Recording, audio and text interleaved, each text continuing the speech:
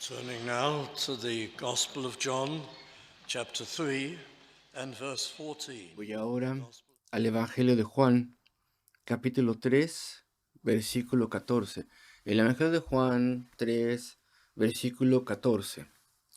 Y como Moisés levantó la serpiente en el desierto, así es necesario que el Hijo del Hombre sea levantado, para que todo aquel que en él cree no se pierda, mas tenga vida eterna.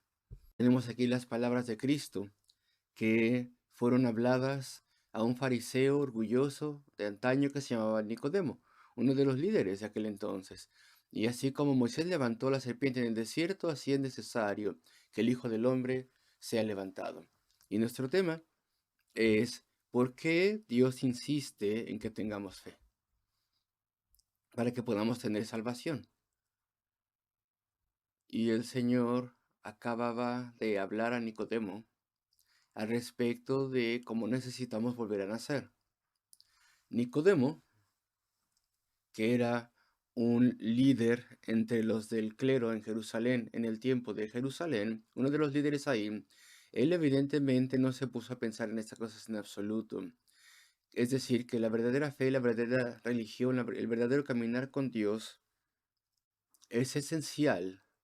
Para esto que acabo de mencionar es esencial que Dios nos cambie. Es esencial que experimentemos el nuevo nacimiento para tener una verdadera religión. Y entonces le sorprende bastante a Nicodemo. Y entonces prácticamente da una respuesta que es insensata. De hecho, algunos piensan que está simplemente siendo humoroso o desprecia o está mostrando desprecio en su respuesta. O tal vez otros piensan que era serio, porque Nicodemo era un hombre brillante. Y él entonces está teniendo un humor despreciado, no, que desprecia. Y dice, ¿acaso un hombre puede volver a entrar en el vientre de su madre y volver a nacer? Y creo que lo dice de forma cínica. Pero un poquito más tarde, el Señor Jesucristo le dice algo más. No solamente se necesita una nueva vida que Dios tiene que obrar y producir, no solamente se necesita eso, sino que también se necesita que el pecado sea removido. Algo tiene que hacerse para poder lidiar y resolver el problema del pecado. El arrepentimiento solo tan vital como pueda ser no es suficiente. Entonces vamos a explicar estas cosas. Algo tiene que hacerse. Y entonces comienza a hablarle a Nicodemo al respecto de cómo Dios debe venir. El Hijo del Hombre, el Hijo de Dios, tenía que venir del cielo a este mundo. Y él tenía que lograr que se removiese la culpabilidad, de modo que Dios pudiera perdonar a hombres y mujeres pecaminosos como nosotros y reconciliarnos con Él. Y entonces describe lo siguiente, versículo 13. Nadie subió al cielo sino el que descendió del cielo, el Hijo del Hombre que está en el cielo. Y no voy a explicar estas palabras ahora, todavía. Simplemente es suficiente decir que Cristo está hablando de este tema. Y después dice, versículo 14, y como Moisés levantó a la serpiente en el desierto, eso fue un evento público, cuando se levantó esa serpiente dorada, y así el Hijo del Hombre tenía que ser levantado. Y él entonces predice su propio sufrimiento y muerte, donde sería colgado en una cruz y sería crucificado y sufriría ahí a manos de su Padre para que algo poderoso y eterno pudiera ser logrado. Y el versículo 15, para que todo aquel que en él cree y lo que él haría y lo que él estaba haciendo no se pierda, mas tenga vida eterna. Así que este es el tema aquí. ¿Y por qué tenemos esta ilustración del Antiguo Testamento? Como Moisés levantó la serpiente en el desierto. Eso nos remonta, y no voy a ir ahí, pero eso nos remonta al libro de Números, uno de los libros de Moisés, uno de los 5 libros de Moisés. Y originalmente era solamente un libro muy grande. Y en el libro de Números, y esto se narra en la historia de Israel. Y eso siempre era recordado por los israelitas. Cuando Cristo habló de esto en la historia primitiva de los israelitas, cuando le estaba hablando a Nicodemo, él habría conocido la narrativa de ese evento. Eso hubiera estado claro en su mente, que Moisés había levantado una serpiente en el desierto. ¿Y por qué? ¿Por qué? ¿De qué se trataba todo ello? Pues las personas, los israelitas, como ustedes se acordarán, habían sido librados de Egipto. Habían sido librados de la tiranía que los egipcios habían impuesto sobre ellos en aquel entonces, quienes habían hecho que su vida fuera miserable. Y eso había sido así durante años y años y años. Y Dios, a través de Moisés, poderosamente libra a toda la nación y le rescata de Egipto. Y fueron llevados a la, en ese caminar en el desierto hacia la tierra prometida. Y ahora estaban en el desierto, donde Dios de manera sobrenatural les alimentaba y les daba agua. Y más o menos había allí unas 2 millones de personas que sobrevivieron durante mucho tiempo en ese caminar tan largo en el desierto. Pero en la época inicial comenzaron a quejarse. Se comportaron de forma terrible y maldecían a Dios y se quejaban de Dios y también en contra de Moisés maldecían y se quejaban de él y estaban convencidos de que estaban mucho mejor en Egipto. Habían estado mejor en Egipto, así que no estaban creyendo en Dios, no estaban confiando en él. Y de hecho muchas veces habrían asesinado a Moisés si hubieran tenido la oportunidad de hacerlo. Así que fueron castigados. Y su castigo por su terrible comportamiento fue que Dios removió su mano poderosa de protección y entonces los dejó expuestos a serpientes venenosas. Esas serpientes entraron al campamento y entraron y atacaron a las personas y se les llama serpientes de fuego, ardientes, tal vez porque si mordían a alguien, eso producía tal vez una terrible fiebre y enfermedad a través de la cual pronto morirían. Y estaban tan endurecidos en contra de Dios que incluso a pesar de que las personas estaban en problemas y la gente estaba muriendo, les tomó un buen tiempo antes de que fueran quebrantados y se arrepintieran de su pecado y clamaran a Dios pidiendo que los ayudase. Y clamaron a Moisés también diciendo, ora a Dios por nosotros. Y claro que sí, necesitaron a Moisés, aquel a quien Dios le había dado el poder de sacarles de Egipto. Y le piden que por favor ore por ellos. Y así lo hizo. Y Dios respondió.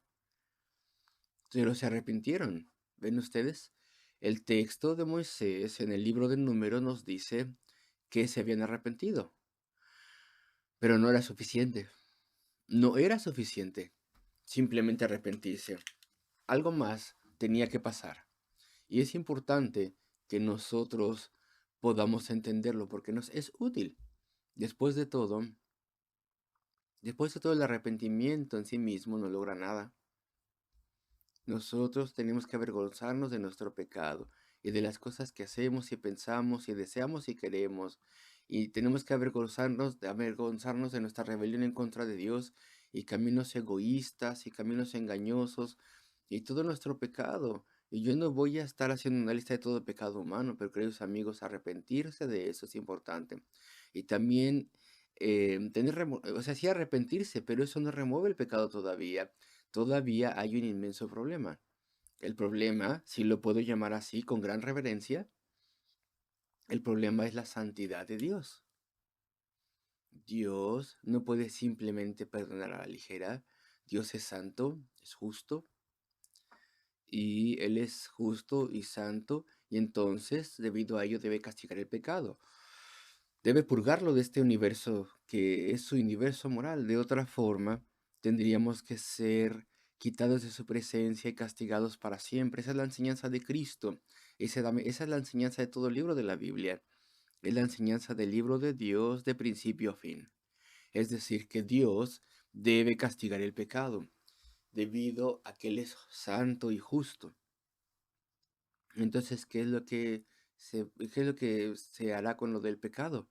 con ese problema del pecado, pues más específicamente qué es lo que se iba a hacer al respecto de la culpabilidad. Y el pecado es el pensamiento, es la acción, y la culpabilidad es la mancha y el hedor, que todo esto nos aparta de la presencia de Dios. ¿Y cómo iba a resolverse todo ello? Pues la enseñanza de la escritura es la siguiente, que Dios un día, y le dijo a Moisés y a las personas del Antiguo Testamento, les dijo que un gran redentor vendría, el Mesías, quien resolvería, lidiaría con la culpabilidad. Y entre tanto le dijo a los antiguos, a los judíos antiguos, que ellos tenían que ofrecer sacrificios de acuerdo a la descripción que Dios había hecho, a sus órdenes. Se tendrían que ofrecer sacrificios como un símbolo que representaba que se lidiaría con el pecado a nombre de todos aquellos que se arrepintiesen, y las personas tenían que arrepentirse y confiar. Y mientras tanto, ellos tenían que confiar en esos símbolos, en esos sacrificios. Y eso es lo que estamos viendo aquí. El arrepentimiento no es suficiente. Dios le dice a Moisés, haz una serpiente dorada. ¿De qué tamaño era? Pues no se nos dice. Tiene que haber sido bastante grande, bastante pesada, para que todos pudieran verla. Probablemente estaba colgada de un mástil, lo cual se nos dice en el libro de Números, y tal vez estaba en alguna colina, de modo que las personas pudieran verla y brillase en ese sol abrasador. Una serpiente que estaba allí como atravesada, colgada, empalada en una cruz. Tal vez estaba allí ensartada. Y allí estaba el símbolo de un invasor venenoso, peligroso. Y bueno, ese símbolo, la representación, era una cosa que no podía dañar a nadie. No era un metal precioso, no era oro, no era plata, sino simplemente era una serpiente dorada y ya. Algo rígido que no podía lastimar a nadie, que podía brillar en el sol y podía ser bastante conspicua. ¿Y qué es lo que representaba? Pues representaba el castigo del pecado. Y si ellos miraban a eso, aparte de su arrepentimiento, entonces serían sanados. Y así fue. Y tal vez todos los que quedaban fueron sanados. Tal vez hubo algunos que no querían mirar. Tal vez hubo algunos cuyo dolor a partir de esta am, serpiente o esta mordedura de serpiente que producía tal vez una enfermedad que atacaba los órganos y el cuerpo y producía una gran fiebre y les hacía morir, pues tal vez aún así hubo personas con suficiente obstinación y resistencia en contra de Dios que dijeron, no voy a hacerlo. Esto es algo absurdo. No confío en Moisés, tampoco creo en Dios. Más bien tengo resentimiento de esta enfermedad y voy a sobrevivirla de todas formas, teniendo yo con mis propios medios, pero no voy a depender de Dios. Y tal persona habría perecido. Y yo no sé si había alguno así ahí, prácticamente está implícito aquí, o lo que vemos más bien en la narrativa de Números, implica que todos los que quedaban vivos miraron y fueron sanados. Y aquí tenemos una forma muy sencilla, pero también sofisticada, a través de la cual Dios nos enseña que tenemos que tener fe, que es necesaria la fe. Claro, el arrepentimiento es vital, hay que estar avergonzados por el pecado y hay que decirle al Señor que nos arrepentimos de nuestro pecado. Pero tiene que ir de la mano de la fe. Y esto es lo que se nos enseña aquí. Las personas tenían que mirar a esa serpiente dorada. Y al mirar, eso era un acto de fe. En esa mirada, ellos se daban cuenta que no había nada que ellos tenían que hacer. Solamente tenían que confiar en Dios. Mira, solo mira. Y los mensajeros de Moisés que salieron de entre las personas, los ancianos de las personas dirían, sí, Esa es la instrucción. Solamente mira. No hay nada que puedas hacer. No podemos ponerte ninguna curación. No hay ningún procedimiento médico en este caso que podamos realizar. Simplemente mira. Era una mirada de entendimiento. Necesito que Dios me sane. Solamente Dios puede, ah, solamente Dios puede terminar con esta enfermedad. Tengo que enfrentar el hecho de que Dios me está castigando y solamente Él puede sanarme y darme vida. Entonces era una mirada de entendimiento, era una mirada de sumisión, una mirada de confianza en Dios, una mirada que decía mucho, una mirada de dependencia de Dios. Eso es lo que es la fe. Era una mirada en la cual se abandonaba el orgullo. Dejo de pensar que esto es algo que yo puedo lograr solo o sola. Esto es algo que podemos lograr. No, simplemente no hago nada que sea más complejo que mirar. Mirar a esa serpiente dorada y creer en el poder de Dios. Es una mirada que es un compromiso personal.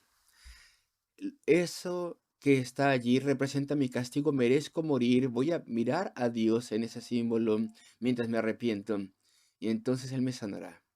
¿Qué ilustración es esta de la fe? Tal vez puedas leer el libro de Números y pensar, ¿una serpiente dorada? Eso es absurdo.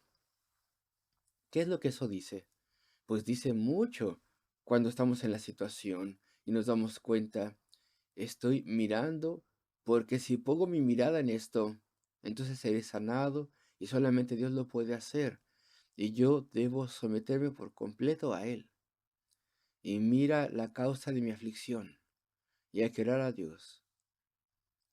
Esto es una enseñanza necesaria. No sirve de nada simplemente arrepentirnos, tan importante y vital como pueda ser.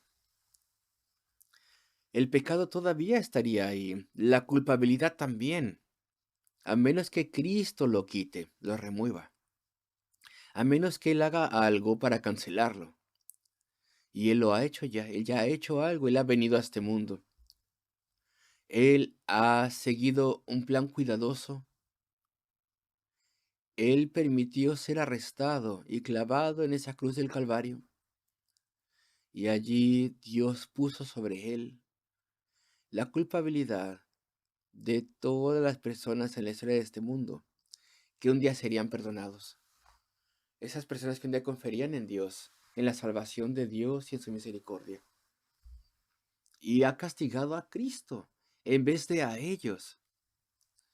Algo ha pasado en la cruz del Calvario que los que estaban simplemente ahí observando no podían ver. Ellos podían ver las señales externas del dolor físico y la tortura física y el tormento físico. La sangre corría a causa de esos clavos atravesados en sus manos y sus pies y la corona de espinos en su frente. Ellos podían ver su cuerpo en agonía. Ellos podían ver todas las señales externas de eso, pero no podían ver el dolor interno y la tormenta interna, o el tormento interno más bien, a medida que el castigo del pecado era puesto sobre él. Y entonces Dios puso sobre Cristo una eternidad de dolor y desgracia comprimido en 6 horas, de modo que Él pudiera redimir y pagar por todos aquellos que confíen en Él. Es decir, tenemos ahí la muerte sustituta de nuestro Señor y Salvador Jesucristo. Así es como el pecado sería removido. Y entonces Cristo le dice a Nicodemo, y como Moisés levantó la serpiente en el desierto, así es necesario que el Hijo del Hombre sea levantado. Queridos amigos, necesitas mirar a Cristo. Esta es una definición de la fe salvífica. Nos arrepentimos y ponemos nuestra mirada, por así decirlo, nuestra confianza en Cristo, en lo que Él ha hecho en la cruz del Calvario. De modo que ahí, teniendo ese símbolo en el tiempo de Moisés, el tipo, La representación, eso es lo que era una representación, algo que tipificaba a otra cosa. Y así como pasó con ese símbolo, así pasó con Cristo cuando fue al Calvario. Ambas cosas sucedieron de forma pública, a la vista de muchas personas. La serpiente levantada estaba al público y Cristo en la cruz del Calvario estaba enfrente de muchas personas. Lo uno prefigura a lo otro, ilustra lo uno al otro. Ambas cosas fueron llevadas a cabo en el contexto de la muerte. Me explico. La muerte estaba amenazando a los israelitas. Ellos estaban muriendo. A medida que miraban, también estaban muriendo. La muerte nos amenaza. Cuando Cristo fue levantado en la cruz del Calvario, Él fue a eso a nombre de gente que estaba muriendo. Personas que de forma espiritual estaban muriendo, que estaban avanzando hacia una eternidad de perdición. Personas que a través de todas sus vidas, frecuentemente es el caso, han estado lejos de Dios, pecando en contra de Él, quienes merecían morir y estar en el castigo de Dios. Y ambas cosas sucedieron en el contexto de la muerte. Personas que estaban muriendo. Ambas cosas fueron un remedio que Dios suplió, que Dios nos dio.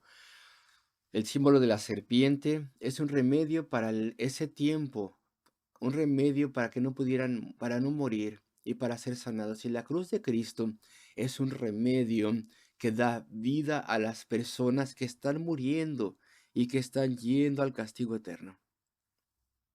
El tipo, la representación era un beneficio mucho menor, pero la realidad, el cumplimiento de esa señal, de eso, beneficiaría a millones y millones de personas a través de toda la eternidad. Pero esa mirada, en ambos casos, es vital. Entonces, avanzo gentilmente a la conclusión. ¿Cómo es que vienes a Cristo? Sí, te arrepientes de tu pecado, pero miras a Cristo y miras a lo que Él ha hecho en la cruz del Calvario. Entonces quisiera mencionar, y esto es la fe salvífica, es una mirada de entendimiento.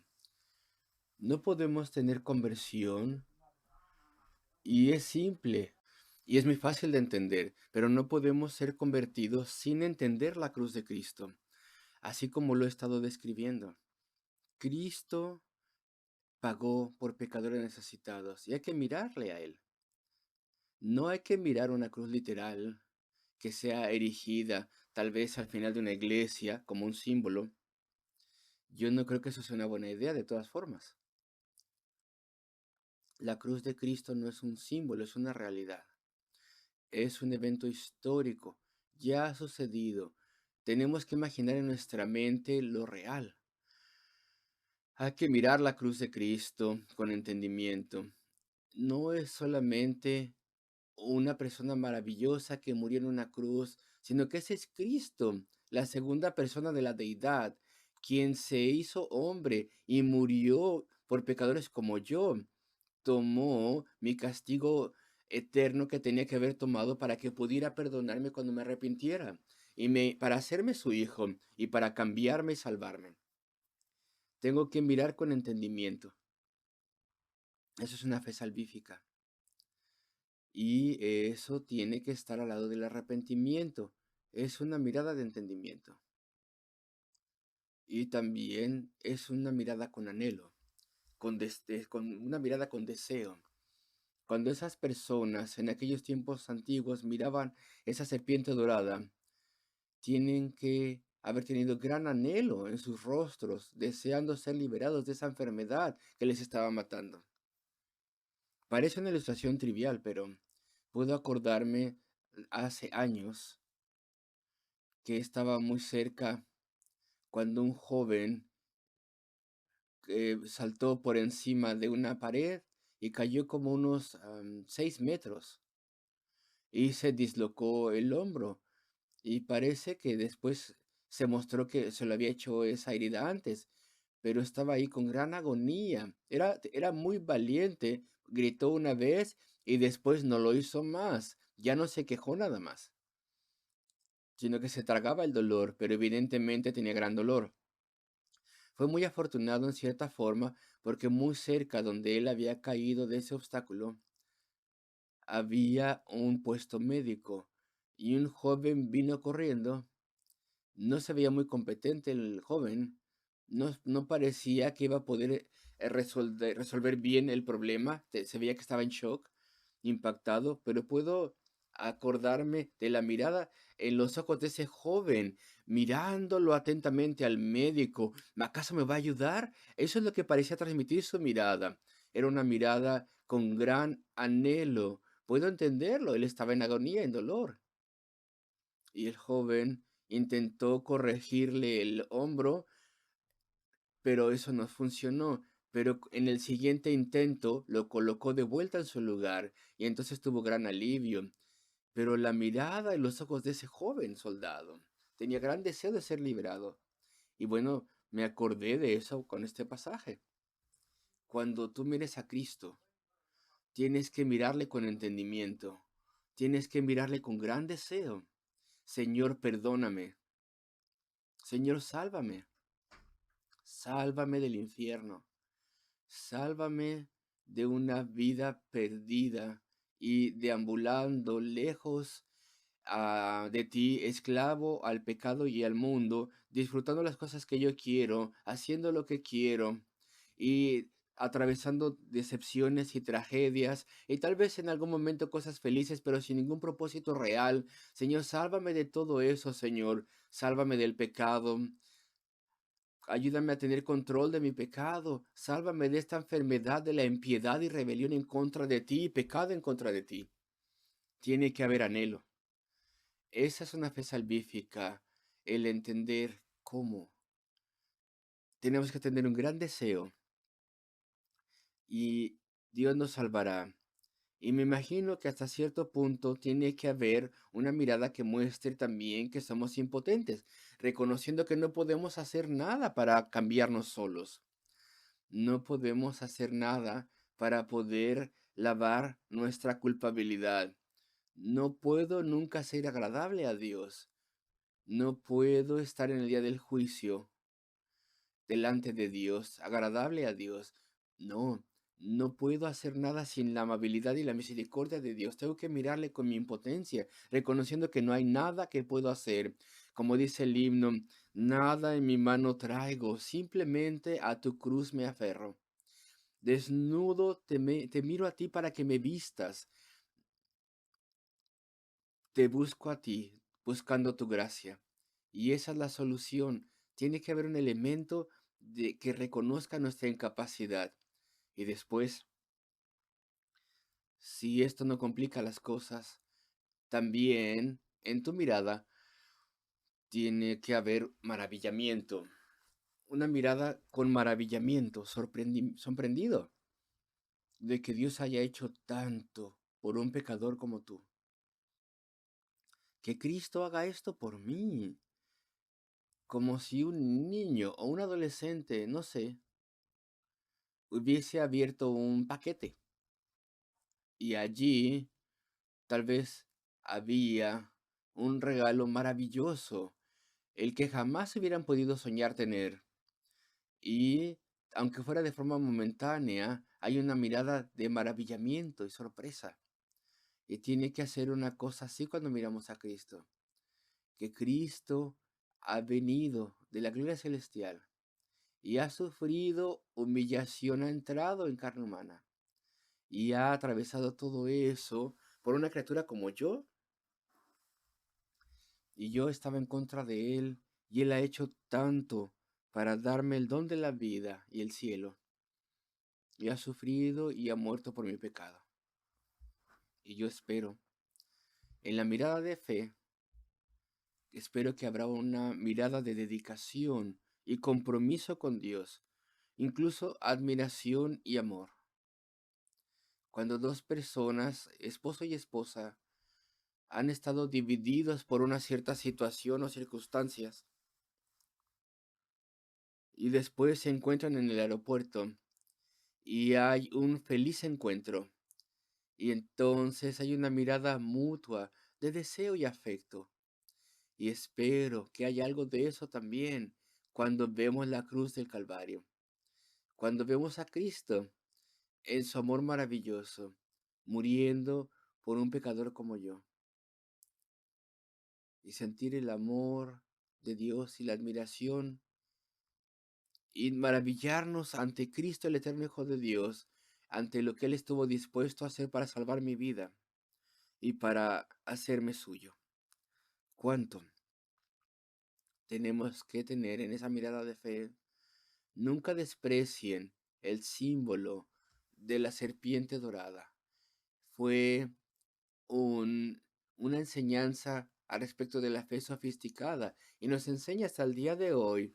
Y Cristo lo utilizó para enseñarle a Nicodemo, ese líder del clero judío de aquel entonces. Necesitas arrepentirte, sí, para tener un nuevo nacimiento, para la conversión, pero necesitas mirar a Cristo.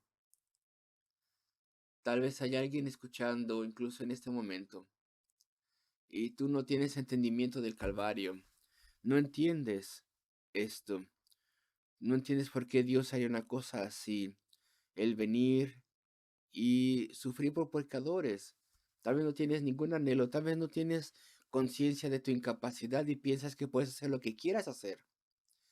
Y no te maravillas, tal vez, no estás dispuesto a depender de Dios, de Cristo. Y no deseas estar dedicado a Él y a dar tu vida a Él. Pues todo eso es trágico, queridos amigos. Eso es triste. Pues esta es la ilustración que tenemos aquí. Entiende, entonces entendamos, anhelemos la salvación. Miremos a la cruz de Cristo, mira la cruz del Calvario, maravíllate y ama a Cristo y ríndete a Él. Eso es fe, junto con el arrepentimiento. El arrepentimiento es vital, pero necesitamos también tener una fe que entienda. Mira a Cristo, querido amigo, y Él salva el alma. Y termino leyendo los versículos. Y como Moisés levantó la serpiente en el desierto, así es necesario que el Hijo del Hombre sea levantado. Y Él fue levantado, para que todo aquel que en Él cree no se pierda, mas tenga vida eterna. Y después, este versículo maravilloso, tal vez el más maravilloso de toda la Biblia, porque de tal manera amó Dios al mundo, que ha dado a su Hijo unigénito, para que todo aquel que en Él cree no se pierda, mas tenga vida eterna. Arrepiéntete, mira a Cristo, y entonces habrá tan grande cambio en tu corazón y vida, así como Cristo te abraza para Él mismo y te recibe. Oremos juntos. Oh Señor, Padre Celestial de gracia, míranos, Señor, en este momento.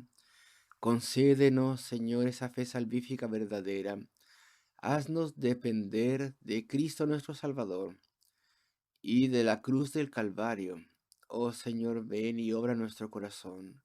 Y a medida que dejamos de escuchar esta predicación, y el enemigo de las almas viene y arremete contra nosotros y nos dice de una forma u otra que no escuchemos a este Evangelio, que no vayamos a Cristo, que mantengamos nuestra vida en este mundo. Te pedimos, Señor, que podamos echarnos para atrás y apartarnos del enemigo y que podamos abrazar a Cristo. Ayúdanos en este momento. Bendícenos a cada uno. Lo pedimos en el nombre del Salvador, por amor a Él. Amén.